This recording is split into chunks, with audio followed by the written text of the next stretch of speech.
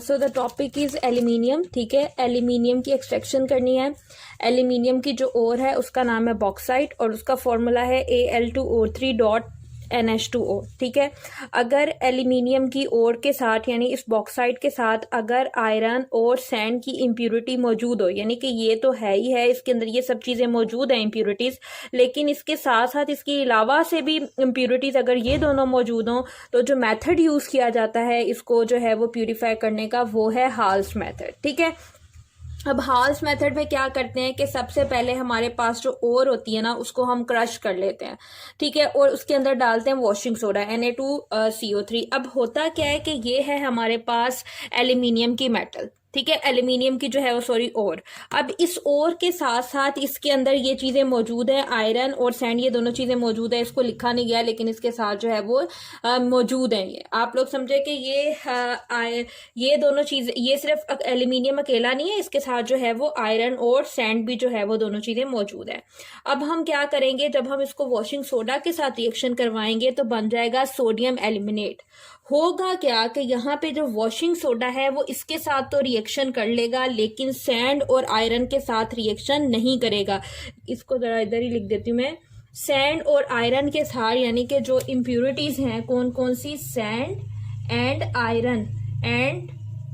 Iron जो है वो इसके साथ जो है वो रिएक्शन नहीं करेगा, वॉशिंग सोडा सिर्फ इसके साथ करेगा। ठीक है, और बना लेगा सोडियम एल्यूमिनेट और प्लस में क्या बनाएगा, वाटर बनाएगा और कार्बन डाइऑक्साइड गैस बनाएगा। ठीक है, अब होगा क्या कि सोडियम एल्यूमिनेट तो सॉलिड फॉर्म में प्रेसिपिटेट की फॉर्म में आ जाएगा। ठीक है, तो ये जो वाटर है ना इसके अंदर ये सैंड और आयरन मौजूद होगा जिसने रिएक्शन नहीं किया, तो इम्प्योरिटीज रिएक्शन नहीं करेंगी जिसकी वजह से वो वाटर में ही रह जाएंगी। तो इस वाली चीज में से हमारे पास आ जाएगा सोडियम एल्यूमिनेट। ठीक है, हम इसको फिल्टर करके हम सोडियम एल्यूमिनेट निकाल लेंगे, बाकी इम्प्योरिटीज और वाटर पीछे रह जाएगा, कार्बन डाइऑक्साइड तो गैस है वो उड़ जाएगी। ठीक है, अब सोडियम एल्यूमिनेट को ही हमने आगे लेके चलना है क्योंकि इसके अंदर से हमने इम्प्योरिटीज निकाल दी हैं। ठीक है, क्योंकि जो वाटर के अंदर थी जिन्होंने रिएक्शन नहीं किया।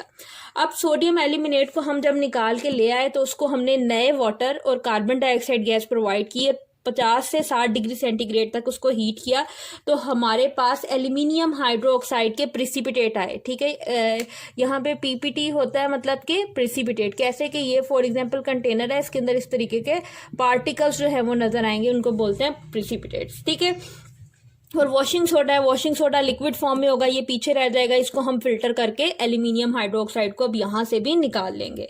तो जब हम फिल्टर करके उसके प्रेसिपिटेट को निकालेंगे तो उसको हम ये इनको फिल्टर करके निकाल लिया है हम लोगों ने। अब हम इसको 1500 डिग्री सेंटीग्रेड तक हीट करेंगे तो हमारे पास एल्यूमिनियम आ जाएगा और हमारे पास वाटर अलग हो जाएगा। तो देखें हम चले कहाँ से थे, हम चले थे इस चीज से, ये थी हमारे पास और इसके अंदर ये दो चीजें भी थी। पहले स्टेप में हमारे पास इम्प्योरिटीज निकल गई ये वाली, देन सेकेंड स्टेप में हमारे पास लास्ट में हमारे पास इसके साथ जो एडिशनल वाटर था ये भी हमारे पास निकल गया। हमारे पास लास्ट पे बचा है एल्यूमिनियम बोलते हैं इसको। ठीक है, Al2O3। अब हम इसकी करेंगे इलेक्ट्रोलाइसिस क्योंकि हमें चाहिए प्योर एल्यूमिनियम।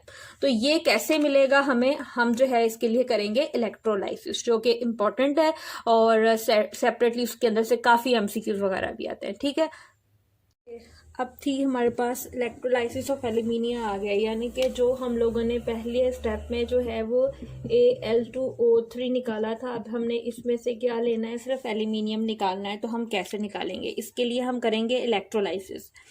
एनोड हम बनाएंगे ग्रेफाइट की, तो यहाँ पे ये जो है ये एनोड की बार है, ये पॉजिटिव है और ये है हमारे पास ग्रेफाइट की ये बनी हुई है और ये एनोड है। फिर कैथोड जो है वो हमारे पास ग्रेफाइट की होगी लेकिन वो लाइंड बाय आयरन होगी, यानी कि ये हमारे पास ग्रेफाइट है और इसके साइड में क्या है, आयरन है।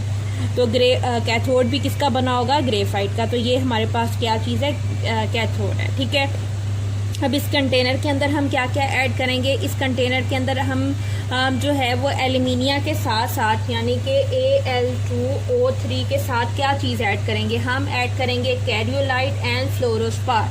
कैरियोलाइट का फॉर्मूला है Na3AlF6 ठीक है। Na3Al_F6 क्यों यूज़ किया जाता है?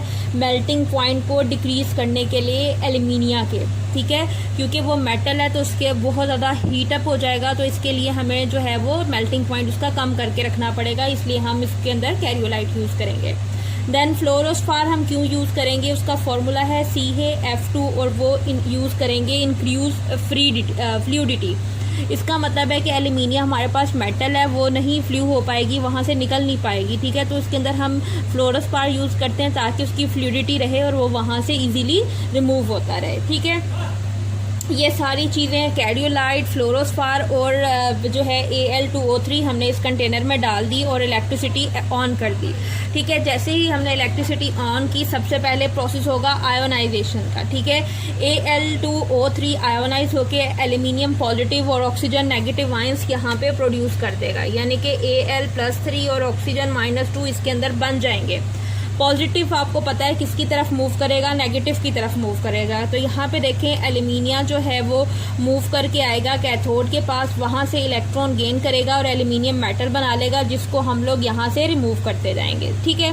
देन हमारे पास बची ऑक्सीजन। ऑक्सीजन के ऊपर नेगेटिव चार्ज है तो वो किसके पास भाग के जाएगी? एनोड के पास, जो कि यहाँ पे ग्रेफाइट की रॉड जो है वो सस्पेंडेड है। तो जब यहाँ पे जाएगी, यहाँ पे जाके ये अपने इलेक्ट्रॉन लूज करेगी, क्योंकि एनोड पे हमेशा क्या होती है? ऑक्सीडेशन। ये बात याद रखनी है कि एनोड पे क्या होती है? ऑक्सीडेशन। ये क्वेश्चन अब आपसे पूछे जा सकते हैं क्योंकि आपके 9th के एग्जाम नहीं हुए, ठीक है। और यहाँ पे हमेशा क्या होती है? रिडक्शन होती है। रिडक्शन मतलब कि गेनिंग ऑफ इलेक्ट्रॉन।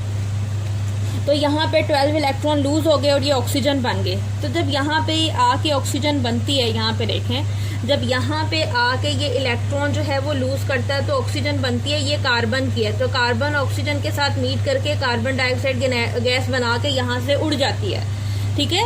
यानी कि जैसे ही ऑक्सीजन बनती है वो कार्बन के साथ, ग्रेफाइट रोड के कार्बन के साथ रिएक्शन करती है, कार्बन डाइऑक्साइड गैस बना के उड़ जाती है। तो स्लोली क्या होता है कि एनोड की बार जो है वो क्या हो जाती है? ईटन अवे हो जाती है, ठीक है, ईटन अवे हो जाती है, यानी कि वो ख़त्म हो जाती है कुछ टाइम के बाद। क्यों ख़त्म हो जाती है? Due to formation of carbon dioxide gas. और साथ में ये इक्वेशन लिख देने, ये क्वेश्चन आ चुके हैं कि ग्रेफाइट की बार जो है वो इलेक्ट्रोलाइसिस के अंदर क्यों जो है वो ईटन वे होती है? Due to the formation of carbon dioxide gas, ठीक है। हमें फिर जो है कुछ टाइम बाद जो है वो ये रिप्लेस करनी पड़ती हैं। तो this is the electrolysis of aluminium. काफ़ी क्वेश्चंस आते हैं, जैसे कि इलेक्ट्रोलाइट कैरियोलाइट का फार्मूला आता है, फ्लोरोस्फार का फार्मूला आता है, इसका फंक्शन आता है, इसका फंक्शन आता है, ये क्यों ईटन अवे होती है, कैथोड किसकी बनी हुई होती है। ये सारे MCQs 6-7 MCQs इसके अंदर से ऑलरेडी आ चुके हैं एग्जाम में और बार बार पूछे जाते हैं, ठीक है। और इक्वेशंस भी आ चुकी हैं, ठीक है। अब तो हर चीज़ अगर MCQs बेस है तो बहुत केयरफुली जो है वो आप लोगों को हर चीज़ करनी पड़ेगी, ठीक है।